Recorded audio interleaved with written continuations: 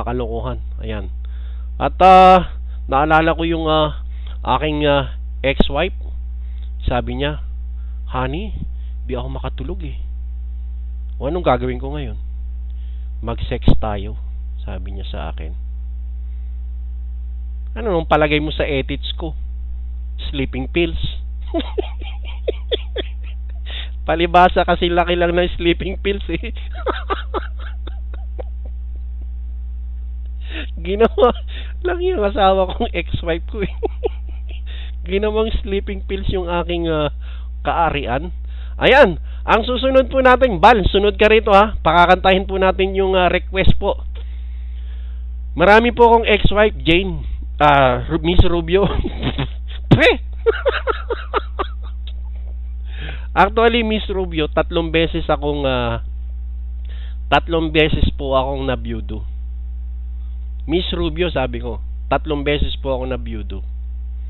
Ayan, kaya wala tayong magagawa. Ganyan lang talaga ang buhay. Una man, ayaw maniwalang 3 beses. Yung first wife ko po, minalas po yun. Nalason po siya sa isdang tulingan. Ayan. So after that, nag-asawa ako ulit. Yung second wife ko naman, pinakasalan ko siya, tagmahalan po kami. Yung second wife ko naman po, minalas na naman. Natinik nung isdang tulingan. Diyos ko, ano ba yan? Then, nagmahal po ako ulit. At, nakahanap na naman po ako ng mamahalin. Ayan. Namatay na naman po. Maselan po yung third wife ko eh. Ayaw kumain ng isdang tulingan. Pinalo ko ng tulingan. Ayan, patay.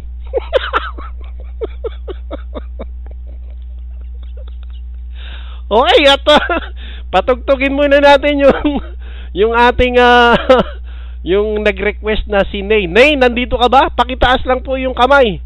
At ito na po yung Afraid to Pay the Love. Ayan. Okay, ito. After this, ikaw po ang susunod, Miss Bal. Ayan. Okay po.